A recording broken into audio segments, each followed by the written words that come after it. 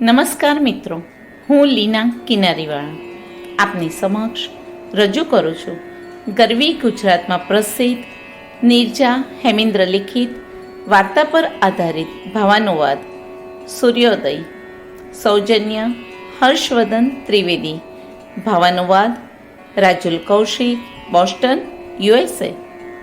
Video સંકલન કૌશિક શાહ. તો ચાલો મિત્રો સાંભળીએ વાર્તા સૂર્યોદય. ચાંદની ઘરેથી નીકળી તો ખરી, પણ જાણે મન વગર સડકના એક કિનારે ચાલી જતી ચાંદનીને જરા દૂર પેલા બહુમાળી મકાન સુધી પહોંચવાનું હતું. આ એનો રોજનો ક્રમ હતો. એ બહુમાળી મકાનમાં 2-3 ઘરોમાં એ સાફ સફાઈનું કામ કરતી હતી. એને કામ પર જવું જરાય ગમતું નહીં. કામ પર ન જાય તો મા બાપોની લડ, તો ક્યારેક માર ખાવો પડતો, એ પણ નહોતું ગમતું.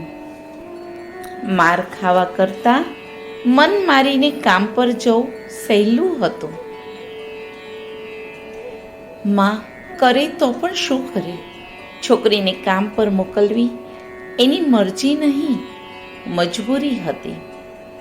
બહુમાળી મકાનની થોડી નજીક આવેલી ઝૂંપડપટ્ટીમાં ચાંદની સહિત બીજી 2 બહેનો, 1 ભાઈ અને મા બાપ, કુલ મળીને 6 જણનો જેમ તેમ કરીને સમાવેશ થઈ જતો. પણ પેટનો ખાડો ભરવા સૌએ નાનું મોટું કામ કરવું પડતું.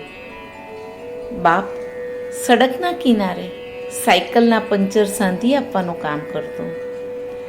આવા કામમાં પૂરતી કમાણી તો હતી નહીં, ઉપરથી દારૂની લત.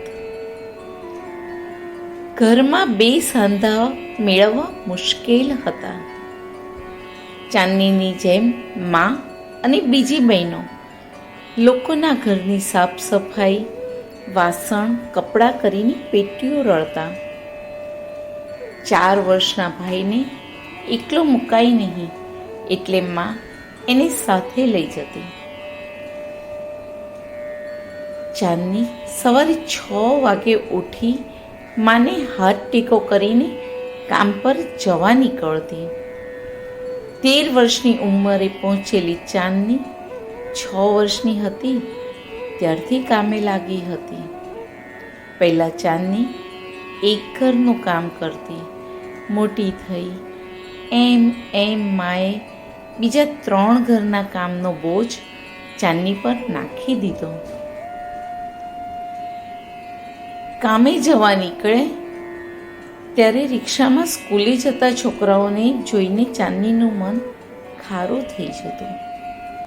ક્યાં ટિફિન બોક્સ, પાણીની બોટલ લઈને નીકળતા સ્કૂલ ડ્રેસમાં સજ્જ છોકરાઓ, અને ક્યાં મેલા ઘેલા કપડામાં કામે જતી ચાંદની. છી! મનમાં મણનો નિસાસો ઉઠતો. એને હંમેશા વિચાર આવતો કે પોતે ભણી કેમ નહીં. સ્કૂલે જતા છોકરાઓને જોઈને ઘડીકમાં ઉત્સાહિત થતી ચાંદનીને ઘરની સ્થિતિ યાદ આવતી, અને બીજી ઘડીએ એના ચહેરા પર ઉદાસી છવાઈ જતી. જ્યાં કામ કરતી ત્યાં છોકરાઓ માટે જાત જાતનો નાસ્તો અને ભાતની રસોઈ બનાવતી. છોકરાઓની મમ્મીઓને જોઈને પોતાના ઘરમાં ઠોબરા જેવા વાસણમાં રોટલા ટીપતી માં યાદ આવતી. ઠાગા ઠૈયા કરીને કામ પૂરું કરીને એ ઘર ભેગી થતી. એક સાંજે મોટી બહેનને જોવા છોકરાવાળા આવ્યા. બહેન પણ કામ કરતી. થોડા ઘણા એની કમાણીના પૈસા હતા, અને બીજા ઉધાર લઈને માએ એમના સ્વાગતની તૈયારી કરી. એક બાજુ દીકરી પરણશે એ વિચારે માં ખુશ હતી. સાથે લગ્નનો ખર્ચો થશે, એ પરણીને જશે એટલે એનું કામ બંધ થઈ જશે, દીકરીની કમાણી બંધ થઈ જશે એ વિચારે માં દુઃખી હતી. આવી બેવડી લાગણીઓ વચ્ચે મોટી બહેનના લગ્ન આટોપાયા. લગ્ન સમયે મોટી કેટલી સરસ લાગતી હતી. જીવનમાં પહેલી વાર સહેજ સારી રીતે તૈયાર થયેલી મોટી બહેનને જોઈને ચાંદની ખૂબ ખુશ હતી. હાશ, પરણીને મોટી એના ઘેર આરામથી રહેશે, એને ઘરના કામ નહીં કરવા પડે. ચાલો, એક જણ તો ભાર વેઠારવામાંથી છૂટ્યું. હવે મોટીને શાંતિ. અહીં રહીને મા બાપુએ એને કામ સિવાય બીજું આપ્યું છે શું? ક્યારેક મા બાપુ વચ્ચે કંકાસ થતો ત્યારે ભાઈ બહેનને પડતા મારમાંથી એ તો છૂટી. લગ્ન પછી એકાદ વાર સૌને મળવા બહેન આવી. નવા કપડાં, હાથમાં રણકતી કાચની નવી ચૂડીઓથી બહેન શોભતી હતી. એનો મલકતો ચહેરો જોઈને ચાંદનીને આનંદ થયો.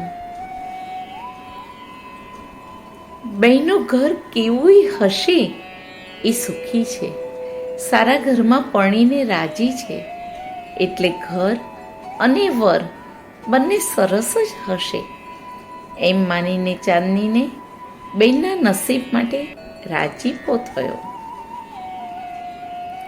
મોટીની જેમ પોતાનું લગ્ન થઈ જાય તો પોતે સુખી થઈ જાય. આ ગરીબી, આવા કષ્ટભર્યા જીવનથી એનોય છુટકારો થઈ જાય. આજે પહેલી વાર ચાંદનીને ભણવાના બદલે પરણવાનું મન થઈ ગયું. 2-4 દિવસ રહીને મોટી પાછી સાસરે ગઈ. ચાંદની ફરી એની રોજની ઘરેડમાં પરોવાઈ. સ્કૂલે જતા છોકરાઓને જોઈને વળી પાછી ભણવાની ઈચ્છા જાગી.